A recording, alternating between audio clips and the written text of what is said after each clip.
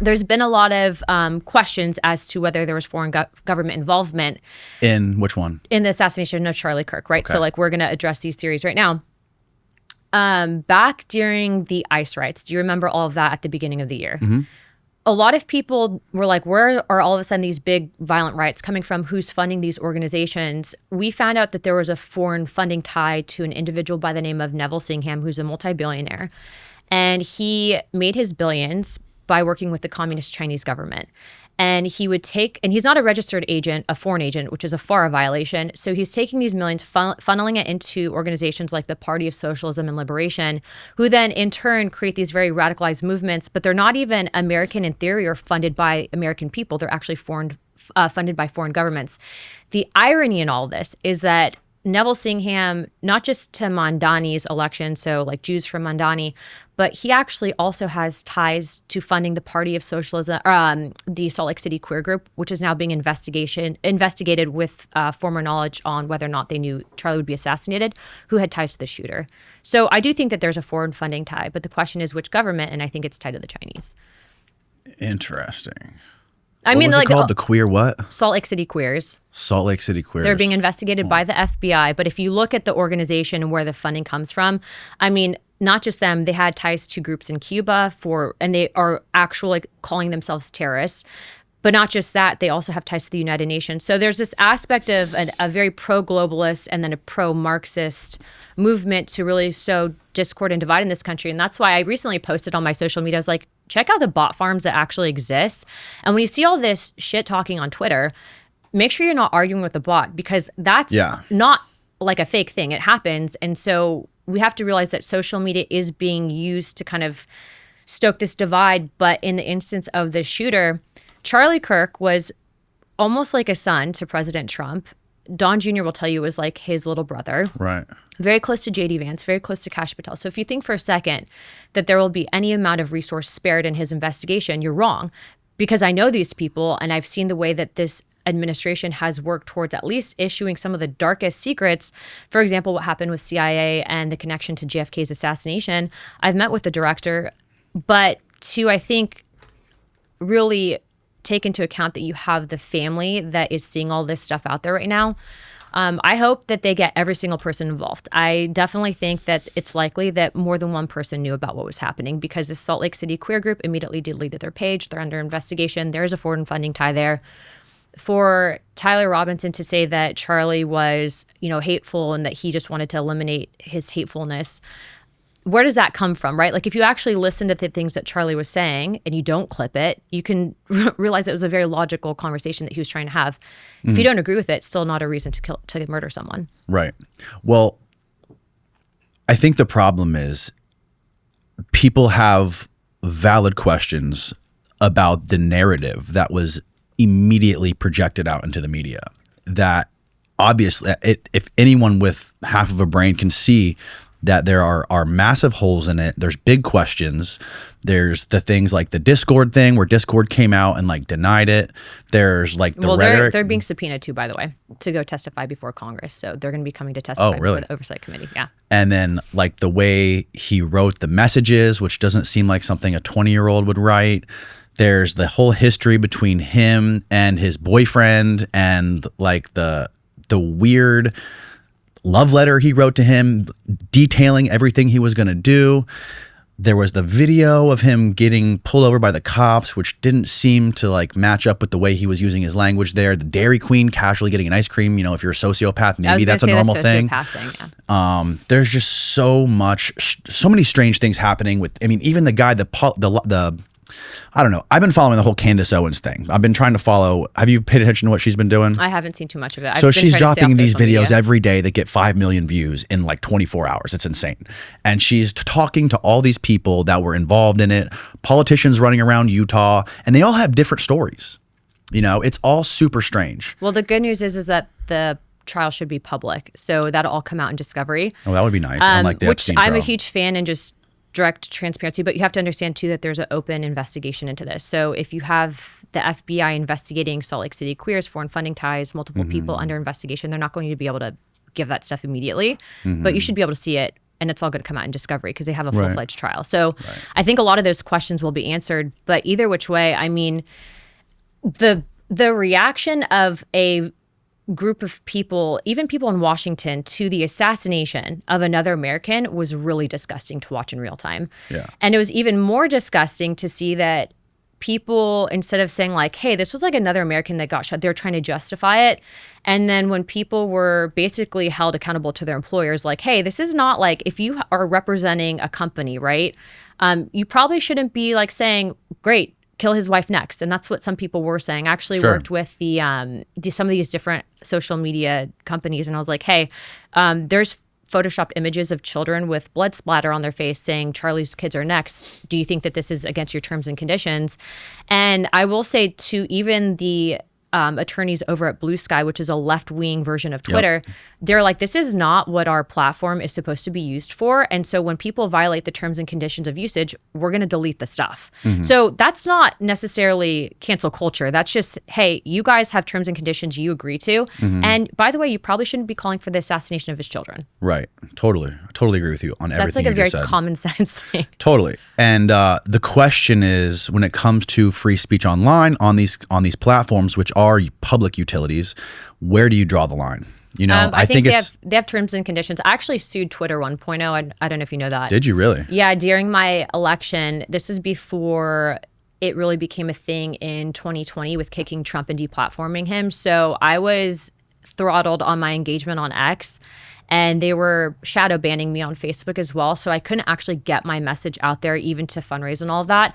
And What so year was this? This was in 2020 when I first ran. Okay. And so I had sued them. And the thing is that so social media is considered, I consider it a public utility, but there is stuff with Section 230 that Congress, I don't think, is ever going to want to reform, because a lot of people in Congress are owned by some of these tech people. And it gives certain protections to these tech companies.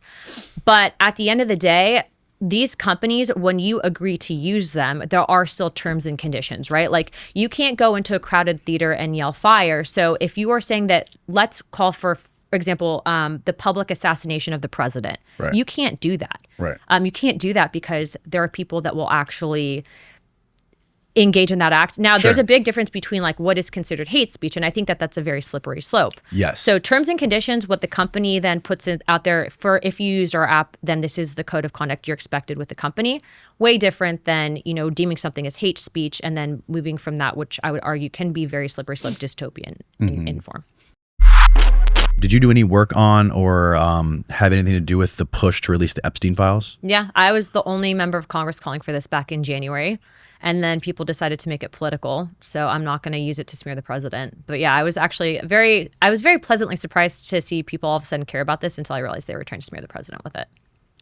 What do you mean, like all of a sudden care about it? So back in, or I think it was. And why were you the only one talking about it in January? Well, I'll get to that. Okay. So in November of last election cycle, there was a Democrat senator that actually blocked Marsha Blackburn's push to release the Epstein flight logs. So that was, remember, Joe Biden era, blocks the release in the Senate, and she was pushing for it. Yep. So then you saw the new DOJ come in. I had been pushing, I think it's starting in January. So my task force was stood up. It was January, February timeframe. My task force was stood up, and this was part of our purview of jurisdiction, but we don't hold declassification authority. So we basically wanted to see if there was any ability for us to investigate the files. So we kept calling for it publicly. Around end of February timeframe, I had become aware of a whistleblower that came forward that was formerly at the FBI that was alleging destruction of evidence at the agency under the former FBI director prior to Trump getting into office, pertaining to, of all things, Jeffrey Epstein, among another other bunch of things. Destruction of files? Evidence. Yeah, so I was like, this is interesting. So I actually introduced a piece of legislation in March that actually was called, I think it was the Stop the Shred Act. You can pull up the Fox News article on it. And I reference it right then and there, like, hey, there's something shady happening at the FBI.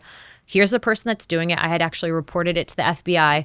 And I was still calling publicly for the release of the documents. And no one gave a shit. No one gave a shit. There was not one person that was a Democrat that cared about it. And then all of a sudden we started seeing them realize that you could probably try to use this to smear the president. What's been interesting is I have a paper trail leading up to this. Not one person said anything. All last Congress, they didn't care about this. And then I actually take this topic obviously very seriously. And I actually went into the room with both Democrats and Republicans and the victims and their attorneys that came to talk to Congress. And they actually themselves said President Trump had nothing to do with it. So the question I have is that you had the Democrats in Senate blocking this last cycle. Then you had them try to use it to smear the president. They're up there with like these protesters had showed up completely separately and unrelated to the press conference that they were hosting on this, but with signs that were basically alleging that President Trump had assaulted people. That's all political theater. They don't really give a shit. If you're telling me that the same group of people care about victims, yet they did nothing when they're allowing literally Hispanic women and children to be trafficked across the U.S. and Mexico border, and they're like, no, please come on in, and they did nothing about it. Yeah. I think it's completely hypocritical. Sure. Now, House Oversight, which I encouraged Chairman Comer to do this, I'm glad he did, released information and documents. I think it's to the tune of over 30,000 documents, which they should. There's no new information. There actually was new information. And by the way, I don't know any member of Congress or investigator that's gone through all 30,000 documents. And for people to say, well, that was publicly available, really where you had to go physically to court, request the documents. It was nowhere housed online. So we've been able to put that information out there. But interesting to note, there is currently an active lawsuit with the victims and the banks that allowed for these transactions to take place. And some of the perpetrators that were involved in what happened with the trafficking, their attorneys have contacted the victims' attorneys to settle. So you have an active lawsuit right now. So we can't tip the scales of the lawsuit because that's using your position of influence in a legal matter. You can't do that. That's illegal. So yes, we want to find out who's involved and we want to know. But to say that this is all of a sudden done in the good heart and good nature because you believe it should be released, where the hell were you back in January? Where were you in February, March, and April for all of this stuff? And then you see them smear the president, and I'm not going to get behind that. Yeah, totally. But I think that actually, you should pull up the Shred Act. It was a good one. Yeah, try to find the Shred Act on Google, Fox News. I was astonished at the response to the Epstein files because it seemed to me like it finally seemed like we had one topic that both the left and the right could agree on, right? We need to see the frickin' Epstein files because if you do any kind of research into the guy, you can tell that he is connected to both sides. There's one common denominator with all the people that are attached to Jeffrey Epstein, and that is super wealthy, powerful people. Whatever is in that list or those files or whatever, it is beyond a shadow of doubt, it's going to be the Rosetta Stone to all the most powerful people in the world. Sorry, so check this out. So this is, look at the date, March 14th, 2025. Okay, so I'm like going public with this. And I'm the only one screaming from the rooftops. Now go down and read about it. It even references it down here. So this is right after we were notified, go up a little bit, that there was destruction of evidence under the former deputy director at the FBI. Okay. So it's a legislation. Luna wants federal agents caught destroying or concealing government documents to be eligible for a life sentence in prison. Luna, who is leading the task force on the declassification of government records, is introducing a new bill called Stopping High-Level Record Elimination and Destruction Shred Act of 2025. It would levy a mandatory sentence of 20 years to life for any government official or employee of the Department of Justice or anyone in a wider intelligence community found to have concealed, removed, or mutilated federal records, according to the bill text previewed by Fox News Digital. Wow. So you can go down and actually references the conversation that I had with the whistleblower. So go down. Blah, blah, blah. Oh, and this goes to the Secret Service allegedly had destroyed documents with Kennedy, so that's why it's referenced there too. But yeah, Benny Johnson reported whistleblower allegations with an FBI in a bid to block Patel's work. And then if you go down, declassified documents about Epstein, tidal wave pressure. So I reference all of it. So all of that to say, I do think that it's possible that information could have been destroyed and or planted. And so that's when I think they're like, well, we're going to release credible information and whatnot. But I also think at the end of the day, so the one thing, and I put out a tweet about this on my X platform because people wanted to know what the victims had alleged in regards to foreign government ties. Yeah. And so the attorney spoke for the group and said that they were made aware of foreign ties to Jeffrey Epstein, specifically had reference. Actually, pull up the tweet. Go to my Rep Luna account and type in just on the search, and you can actually get the verbatim posting right there. So yeah, type in Epstein or like foreign ties and Epstein, see if that works. Epstein victims, maybe. Yeah, see if it's on there. Go down. Yeah, hold on. Yeah, that one, September 4th. There we go. This is what is this from? This is my X account, my official account. I mean, like, what is this information from? This is from the witnesses? This is directly from the witnesses. Okay. Their attorney. Got it. Read that second paragraph. In my opinion, there is definitely an intelligence connection. Countries named by the lead attorneys for the witnesses included Saudi Arabia, Russia, and Israel, as well as former CIA director inferred to be the CIA director under the Bush administration, based on the attorney's description of interactions while Epstein was in his work arrest program. Yeah, yes. So they named those countries. What's interesting is that they forgot England or the UK. Well, they didn't reference that from what the witnesses. So that came directly from the witnesses and the attorney. Mm-hmm. So this was specifically, though, alleged who he had worked with, right? Yes. So what's interesting about that, though, is that this was like, I didn't see many people talking about what the victims were telling us directly. And they did promise to get us a list of names, but we have not gotten that list of names yet. And I think that's because there's a pending lawsuit. Who promised? The victims. They promised to release the names of their perpetrators.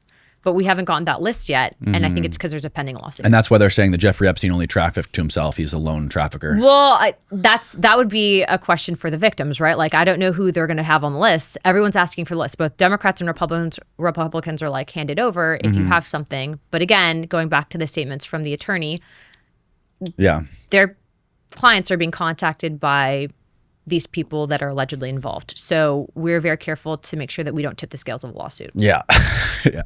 It's just like wild. The whole clusterfuck of all of it is just like, transparency it just hurts my brain. Yeah. I just like, it's like, look, it walks like a duck, it quacks like a duck. It's probably a fucking duck. It's just like the JFK thing. If you ask everybody, if you poll every American and ask them, do you think Lee Harvey Oswald was acting alone on November 22nd, 1963? 99% of people that are paying attention, at least, would say absolutely not. Well, and they are now vindicated with our findings, because we have now testimony that he was shot from both the front and the back. There's multiple shooters, and right. I mean, anyone with two eyes can see that, right? Like, it's the same thing with Jeffrey Epstein. Anybody with two eyes can tell you. But the CIA at the time, too, anyone that did question that, they had people at the Washington Post that would discredit people. They were threatening doctors' license if they went forward that were actually in the operating room when Kennedy was brought there. So there's been a lot. We could talk about the intelligence influence in old media, which is now different because we have social media. Right. Yeah. Like the Epstein stuff, look, I'm not optimistic that any of this stuff's ever going to come out. Same thing with the Kennedy stuff. The Kennedy stuff, we've gotten some pretty wild stuff. So they've literally, the evidence is out, right? Yeah, if you want to find it, the documents have been uncovered and declassified. If you actually, and we're still getting more documents though, because there's this was decades of hidden information. By the way, the Secret Service did destroy certain documents that they were told not to. Mm-hmm. Why would the Secret Service do that? Seems kind of shady. Mm-hmm. But there's still documents that we're still gathering to include stuff that we're getting from the presidential library. So we're still, and as soon as we get it, we upload it to the archives. But it's like, how many people are going to go through that? So we're doing it in the name of historical significance and transparency, but a lot of people just have moved past it because it's not a hot trending topic anymore. Have you ever talked to John Newman? Mm-mm. I think he's a professor at the University of Washington, and I think that's the name of it, in Washington, D.C., and he is, out of all of the JFK experts and authors I've talked to, I asked them, I'm like, who's the top guy, that knows more about this stuff than anyone? And they all say John Newman, because he's the guy. All JFK authors, they base their books on previous books, right? Instead of going to the source, they read a bunch of other books and they compile their book, right? They all base their books on this guy's work, on this guy's books, John Newman. He has literally schizophrenically drawn out the map of everything that's happened. Yeah, it's the Always Sunny meme. And he's read every document forwards and backwards. For Oliver Stone's film. I interviewed Stone. Yeah, he was he was for the first JFK film, he was a super advisor for it. Yeah, so we work with Jeff Morley and an he knows Jeff team. Morley. Yeah, so Jeff Morley, he's like a Bernie Sanders Democrat. So I mean, this is truly bipartisan. But yes. They won't tell you that. So yeah, it's definitely bipartisan. Obviously, it's bipartisan. And so one of the biggest smoking gun that John Newman explained to me was that Oswald, a 2-time Russian defector, Soviet defector, was on the parade route on November 22nd. He had like the highest level of FBI flash stops on his file. He had an active CIA file and an active FBI file. They're observing him and they lied to Congress like about it. Observing him, like on the threat list, he was at the top. Yeah, they were reading his mail. We have all that evidence. They were tracking him through New Orleans, Dallas, Mexico City, and Newman got all of the files on him, all of the cables that were going between the CIA desk in Langley, between the CIA desk in Mexico City, and he has the evidence of all of them, and he has all the people who signed off on them. So there was one lady who was the counterintelligence liaison for the CIA. Her name was Jane Roman, and she was still alive, like maybe 10 years ago. And I think Morley and Newman went to go visit this lady, Jane Roman. Because there was all of these files on one hand that were saying the FBI was monitoring him through New Orleans. Yep. And the CIA, FBI and the CIA, through New Orleans, Dallas, and New Mexico. And then there was another CIA file after, or I think it was maybe like a week before they shot the president, that was signed off by Jane Roman, the same lady who's signed the other ones, saying that we have no contact or no records of Lee Harvey Oswald since January of 62, which when he was still in the Soviet Union. So they went up to her and they interviewed her. They say, look, why did you sign off on this saying that there was no contact with him or no records on him since 62, while over here there are these other records of him. You guys were following him up until the day he shot the president.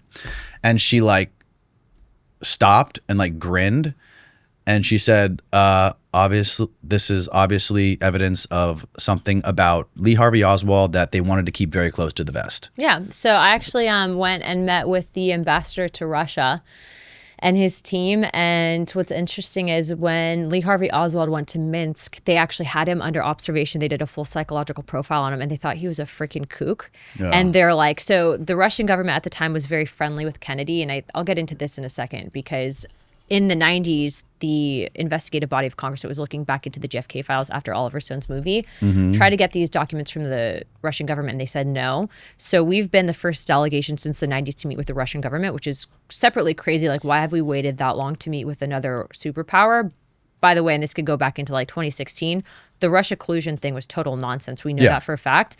But look at how it's impacted and affected foreign policy. So this is something completely separate. Right. So I met with them, and they agreed to release these files publicly on their KGB findings, but they actually brought these documents to the American government at Kennedy's funeral. The ambassador to Russia brought these documents saying, this is who we think that actually did it, because they had these people under surveillance as well, as like a, hey, we want to be friends, like let's figure out who killed the president. And we never got those files. I think that the CIA destroyed them. And so all of that to say that in the psychological profile that the KGB put together on Oswald, they thought he was a kook. He was not a good shot. There's a famous story of him being under surveillance in Minsk, Russia, and he tried to go hunting to feed his family, and he couldn't shoot for shit. And so they're like, there's no way that this guy could actually pull the trigger. And then in addition to that, he showed up to the Russian embassy in Mexico City with a pistol, and the head of the KGB was like, you're crazy. Like, they thought he was just 5150 in that job. Right. So yeah, he was a patsy. Yeah. This was the text from John Newman that he basically wrote up the story about how him and Jeff Morley went to visit Jane Roman, and she signed off on the October 10, 1963 CIA HQS cable saying that the latest HQS, whatever I don't forget what that stands for.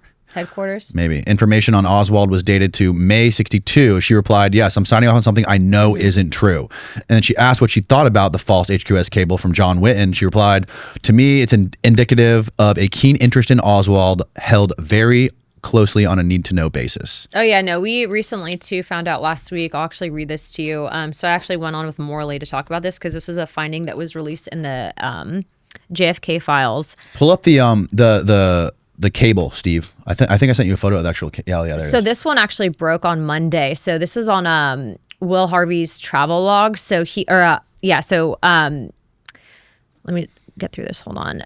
So there was a CIA assassination program at the time known as ZR-Rifle. And ultimately what they found out is that an individual by the name of Harvey had defied Kennedy during the Cuban Missile Crisis in the fall of 1962. Harvey was transferred to Rome in June of 1963, and within 2 months after he was assigned to Rome, he had received authorization to covertly travel back into the United States. And it became apparent in this release of the document that the CIA told the Church Committee in 1975 that Harvey did not use the alias William Walker after June 1963, which we now know is completely false, and that the FAA in supporting Harvey's secret travel in late 1963 is entirely new, unfounded documents. So he basically used a fake name to travel back to the United States running a assassination program, and just so happened to be here when JFK was assassinated. And this was been released. So we're still getting new documents, and this is just the length of time that it's taken for the task force and really Morley's team to kind of go through all this. Yeah. But all that to say, when I first started the task force, they thought that we were going to post a bunch of conspiracy theories. When I said that there was multiple shooters, they said that I was pushing conspiracy theories. Yeah. And I was right. And so we're interested in facts, and we can let the American people draw their own conclusions. Yep. It's pretty crazy when you really dig into the I like to call them the boring details, because it can be boring reading through some of these old reports. But the director, Radcliffe, actually has a great perspective. He goes, I'm the new director. So whatever sins were committed of past agencies, I'm not going to take responsibility for, and I'll let the American people know the truth. And so he's been but does he have the stuff. power to let the American people know the truth? So previous directors, even though presidents had authorized the release, did not release the files. But we have Tulsi, ODNI, Radcliffe at the CIA, and Patel at the FBI. So under their direction, they can push for the authorized release of these files and not undermine the president. This was all previously stonewalled. In fact, there was documents that came out in the Kennedy release that Biden had also tried to release, and the National Archives refused to release them. Really? Yeah. So there's been a big push for this, and we're going through. We have the MLK hearing next, so we're going to be going through that, working with some expert investigators. And I think they're just going to wait for everyone to die. I think there's a couple people still alive. Once they're dead, maybe. They released the MLK files and they released the RFK files. We just haven't had a chance to fully go through this stuff yet. Right. Yeah. Have you ever spoken to Danny Sheehan? Mm-mm. He's fascinating. He's a Harvard lawyer who was he worked on the Pentagon Papers. He worked the Pentagon Papers thing, all about the Watergate scandal. That's an interesting thing there. He look up all the cases Danny Sheehan worked on. A bunch of really famous cases. And he is like a galaxy brain on the whole UFO topic and the JFK topic. And I had him in here. We were talking about JFK. He was explaining to me basically how like the mob and the let's get the Pentagon Papers, the Watergate burglary. I've seen him Karen at my Silkwood case on UAPs. The Iran. Oh yeah, he was on the Iran Contra scandal. He deposed everyone in Iran Contra. Yeah. He's like, he's an OG. He's a legend when it comes to all this stuff. But because he was around and deposing all these people during this time in the middle of the Cold War, he had like firsthand knowledge of all of the people that are peripheral to the Kennedy assassination. And there's a lot. And yeah, it's crazy how connected it all is. Well, speaking of his work, I mean, he reminds me of George Knapp. So at the UAP hearing, George Knapp is like, I smuggled these Soviet files on a program called Thread 3 that was looking into UAPs. It was like a UAP task force because they had a lot of weird interactions in the Soviet era. And we were like, well, how the heck did you get these out of Soviet Russia? He's like, well, I just ripped off the top paper and stuck them in my bag. Yeah. I'm like, you probably deserve a star at Langley for that. I mean, like, you weren't at the agency, but the fact that you're able to smuggle out these like Soviet era documents to the United States is pretty wild. But Danny was explaining to me how these anti-Castro Cubans were working for the CIA and tied into the mob too. And they were tied into the mob as well. And basically when Kennedy did the Bay of Pigs thing and basically didn't send the air support and all that stuff, the Cubans despised him. They were training hit teams, and he was calling them triangular hit teams, the CIA was in Miami, to take out Castro. And there was, I forget the names of one of the guys who was in those triangular hit teams, who was a Cuban dissident, went to Cuba twice to try to assassinate Castro. They failed.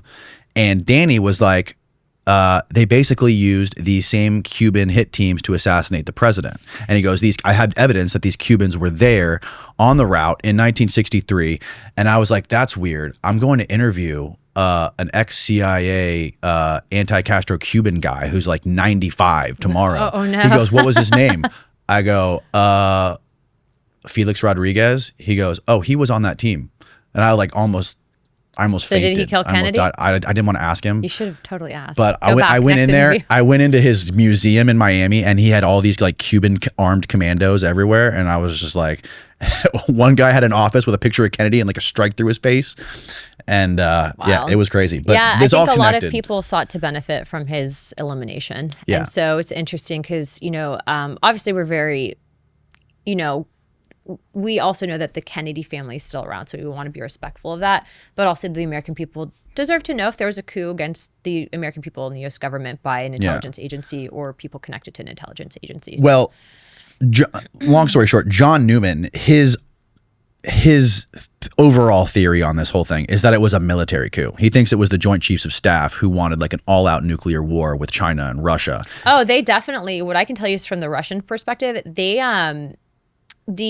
CIA did not, and this is just based on the documentation that we've also gotten from the release of the files, there are certain actors within the CIA that did not like that Kennedy was so openly friendly with the Russian government. And I think that they viewed him as a communist sympathizer. And he did not have his cabinet with supporters, and his own vice president at the time, I believe, was seriously undermining his efforts. So he had his brother, but then they killed his brother too. Right. So would they turn a blind eye if they knew about an assassination attempt? Probably, because they looked at him as a sympathizer. He also was at the time working on he wanted to do a joint mission with the Russian government and American astronauts to the moon. A lot of people don't know that. And so he was very, very friendly with the Russian government and was back channeling communications, even despite what the CIA was trying to push in Bay of Pigs and all that, because they did want war. And then a day after Kennedy was assassinated, we signed ourselves up for Vietnam. Yep. Yeah. LBJ did that. There's these PSYOP meetings, not PSYOP. It's called, I think it's like SCIOP meetings. I forget what it stands for, but there was these meetings that him and RFK were both in, where the Joint Chiefs, Lemitzer and Maxwell Taylor, had this crazy plan, because that was the point in history where we had the most nukes and the Soviet Union had the least amount of nukes. Like that was when they first started to build up their arsenal. So we thought we could get away with just nuking half the planet and getting away with it. Not good in theory. We don't ever want to launch a nuke. Yeah. Yeah. Yeah. And then he was obviously back channeling with the Russian president and trying to stop all that. And then, obviously like the CIA was involved. A lot of people like to say the CIA killed him, but John's theory is just like the CIA, there was certain factions, elements of the CIA who were involved in the cover-up. Exactly. So definitely certain factions involved in the cover-up. Obviously you can't just blanket label an organization. However, the CIA has done some interesting stuff. And I think when you look at some of the declassified files on their readingroom.gov website, you can see for yourself what they've looked into. It's very wild reads on a Friday night. Really, like even just on the topic of ICE raids or immigration, Barack Obama was known as the deporter in chief, and Joe Biden put kids in Connex boxes. Everyone forgets about that right prior to getting elected. You had Hillary Clinton that had the same perspective, and Chuck Schumer on illegal immigration. And yet all of a sudden you have Republicans or conservatives or people that want strong, even moderates. Hillary Clinton was MAGA as hell in the 90s. Yeah, she's like based 101 in the 90s. Yeah. What happened? Was it bad for fundraising for the Clinton Foundation? We watched this clip of her talking about deporting illegals from like 98 or something like that. Remember she would be the face of MAGA now. She really would be, which is the irony in all this. I actually was just on a documentary on the 14th Amendment with Netflix, and we were talking about this, and I'm like, these are the same perspectives. Like the Republican Party hasn't shifted perspective on their perspective on immigration. The Democrat Party has. Like they literally, and I'll get into the specifics of this. So when I started to get politically involved and active, like really 2018, but you can see in 2016, Democrats and Republicans, for the most part, had a very strong perspective and standpoint is tail end of Obama administration, right, on illegal immigration. Obama said, don't come here, okay? He literally is on record saying that. Yep. Then you have, in 2016, the start of outpacing of the Black minority community by the Hispanic American minority community. And not just any Hispanic minority, it's specifically Americans of Mexican descent. So why all of a sudden in 2016, with the rise of Hispanic Americans now being the largest voting minority, do you have a shift in the talking points from Black Americans to now Hispanic Americans, and specifically on immigration? What could possibly cause that? Well, it was because they are trying to target the voting minority bloc for election purposes. What they didn't realize is that Hispanic Americans, specifically Mexican Americans, actually largely voted in favor of President Trump's platform because they don't want illegal immigration. So it backfired.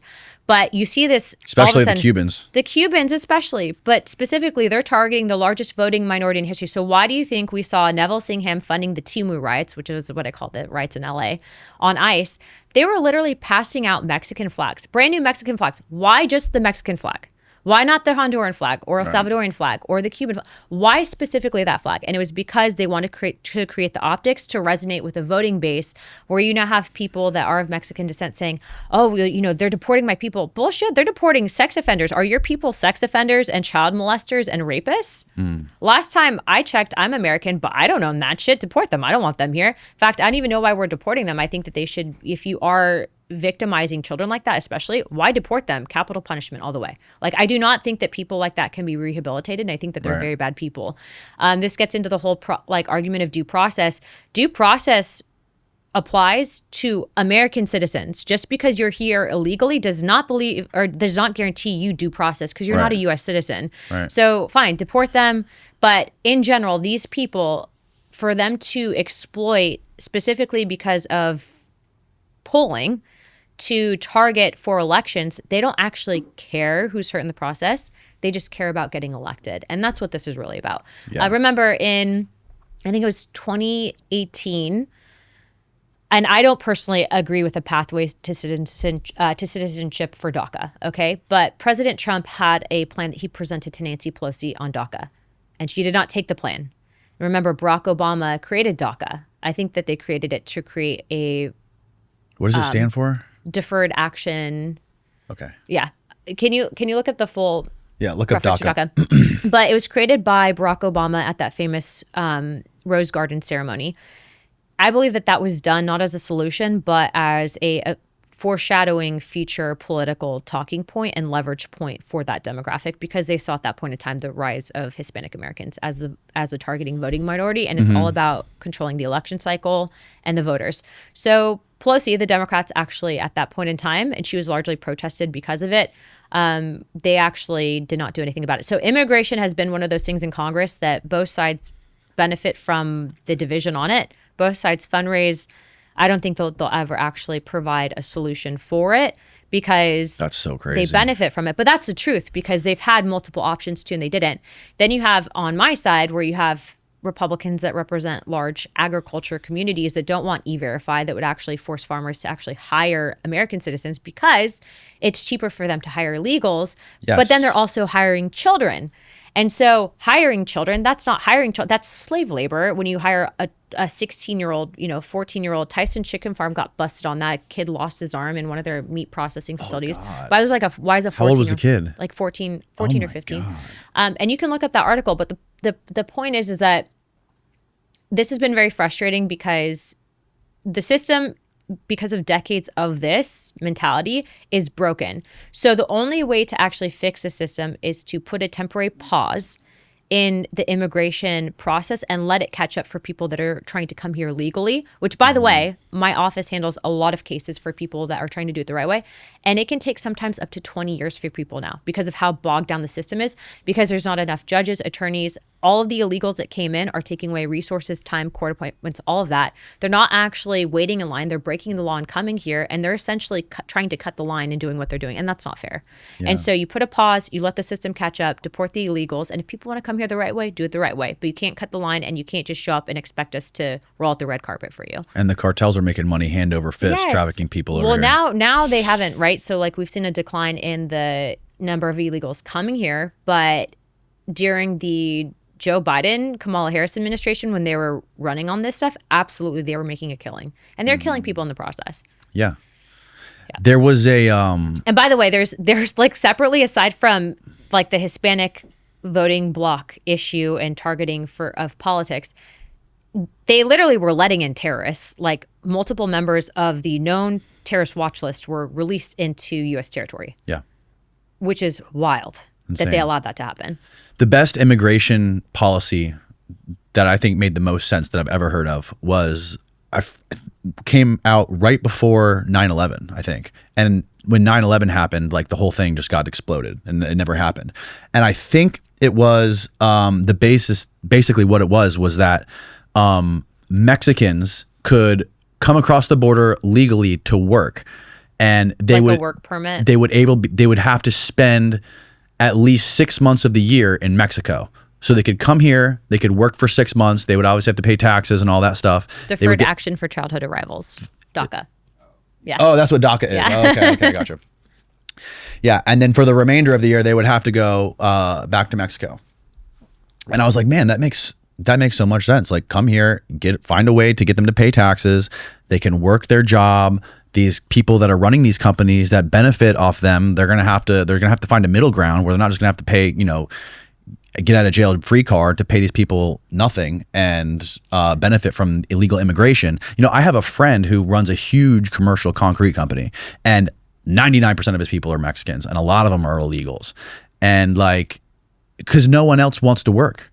Like these guys, these guys aren't rapists or not serial killers. They're not committing crimes. They're young Mexican dudes with families who, like, all they want to do, like their biggest gripe is they can't work 10 days a week. They want to work Monday through Sunday all day long. Yeah.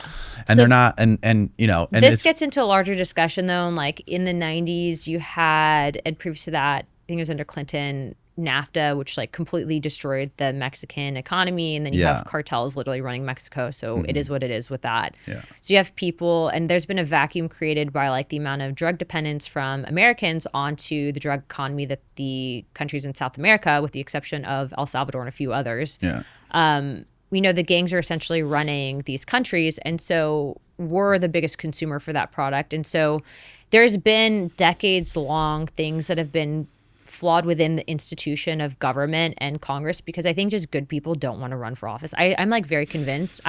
Some of the people that I deal with, I sometimes question why do it. But the perspective up there is that, this is just kind of the status quo. And if you have good relationships, if you have a zero tolerance on drugs in this country, on a lot of the crimes that we're seeing, it does have a ripple effect, third and fourth order. It does impact other countries. The things that we say, our policies here, do impact the countries, people wanting to come here, work, economy, all of that. I mean, you have a lot of people that were programmed into thinking that your typical 4-year degree is like the way of making it in life. Yeah. Meanwhile, I was actually just at a meeting with a couple of manufacturer and construction-based companies here in Pinellas County. And we have a really good program that exists for people that are doing trade schools. But a lot of people look down on if you're in the construction industry, or you're an electrician, or you're a welder or a crane operator. I got news for you. Those people straight up out of high school are making 6 figures. You can make great money in those industries, but we've been so programmed and like dumbed down. Everyone wants society. To be a YouTuber. Yeah, everyone wants to be a YouTuber or an Instagram person. Right. And TikToker. And China has been largely a part of that. They don't show their kids twerking videos on TikTok in China. Right. They show them how to be an astronaut. You want to be a physicist? Like, that's cool to them. Here, it's quite the opposite. So you have society that's really been dumbed down, and it's because of how lazy, and I think the lack of oversight and conviction of elected officials. But this has been decades long. Like, you have people that have been in office for longer than I've been alive. Like, that's so crazy. By a significant, and they're like, the government's broken. Yeah, because your asses voted us into this brokenness, and we're trying to fix it. But there's not enough young people with that perspective. So there's a lot of people online, and there's also a lot of people that write about like this connection between like biblical stuff and like the modern UFO stuff. And I feel like there is a weird faction of people in the government who are like battling on this UFO narrative. I don't think it's like a battle. I think there's certain people that want to release classified videos, and there's other people that don't. The fact is that these things, if they were a foreign government that had this type of tech, we wouldn't be number one, and we're still number one.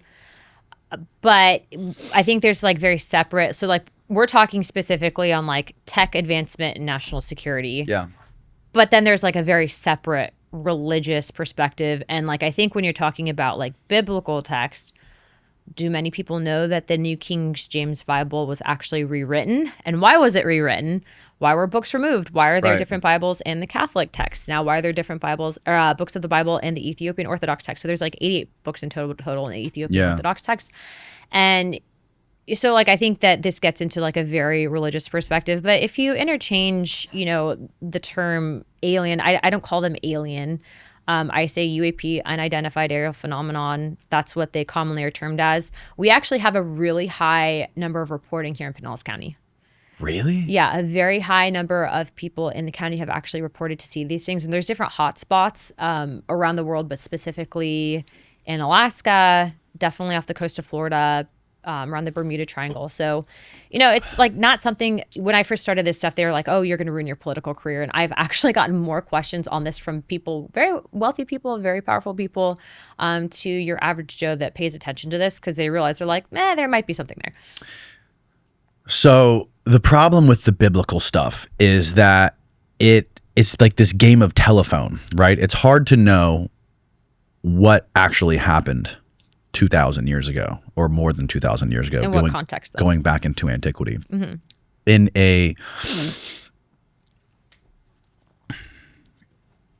In a textual context or in a literary context, I'm talking about like going down to the bones of the language, right? Because like how many people do you know that can read ancient Greek fluently? Or Aramaic.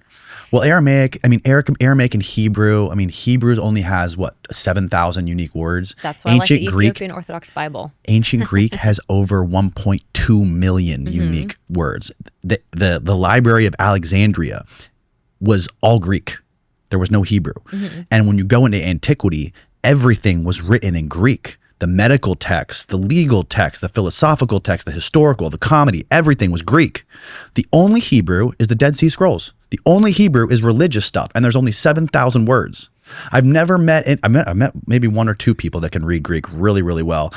And they're all, and you know, on top of that, there's, like you said, there's the Enoch book. There's all these other books that are left out that like go way against the narrative.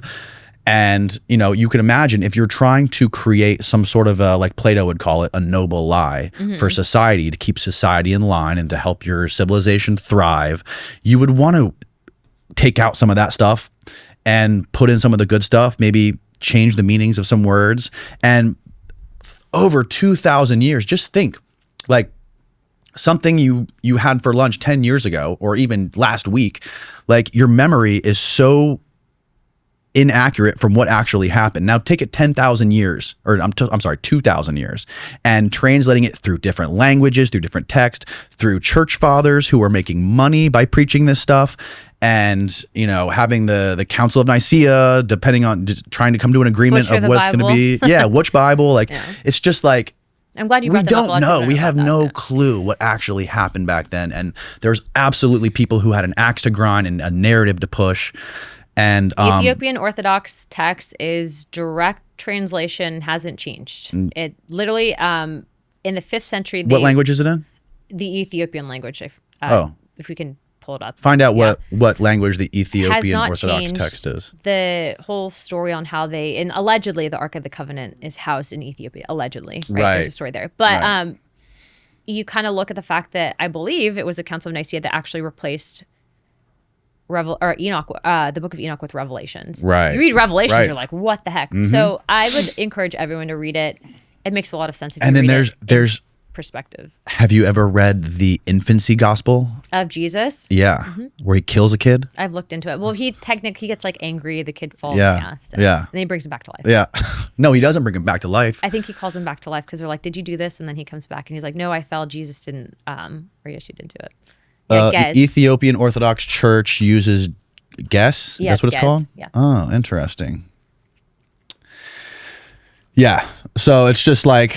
It's preserved for spiritual and scholarly purposes. So it really hasn't changed. It's a very ancient language. Right. Right. And then like also, I've had a lot of theologians in here I've talked to. And it's like, it's just kind of weird to me how people will dedicate their entire education, go to college for 8 years and to get a PhD in a science, right? Like you're studying the science of these ancient texts and translating the Bible and figuring out what it meant, but simultaneously subscribe to the belief, right? I don't have a problem with it, right? I have no problem with whatever your belief is. You know, if it makes you a better person, God bless you.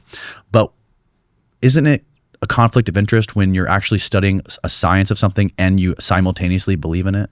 You know, like people, it's a self-fulfilling prophecy. And then, yeah. Well, to me, I like the stories of people that have not started out as believers and then try to debunk the Bible and then end up not being able to and then becoming believers. Yes. It goes both ways. Yeah. It goes both ways. And there's people who translate. I think though there's a really big portion of this discussion that when you have certain texts that are removed and have been known to be removed because they didn't adhere to whatever standard was. So I think the Book of Enoch was removed in the 5th century because it wasn't in line with what the Torah was. But the ancient Ethiopian Orthodox do have ties to the tribes of Israel, and they do think that it was actually something that they would consider a sacred text. And then you actually read what Enoch talks about. It's not like too crazy to be like, there's something there on this. But, you know, that would get into the more the philosophical. So then you have this aspect of UAP. So what are these things? And I mean, it talks about in ancient history, the legend of Atlantis and the technology that was given to mankind. Maybe it could be an explanation. I don't know. People should look it up. And the Atlantis thing's so interesting. It's so fascinating. But like, again, it's such an old text. And the game of, Steve, I know you have this. We got to pull this up.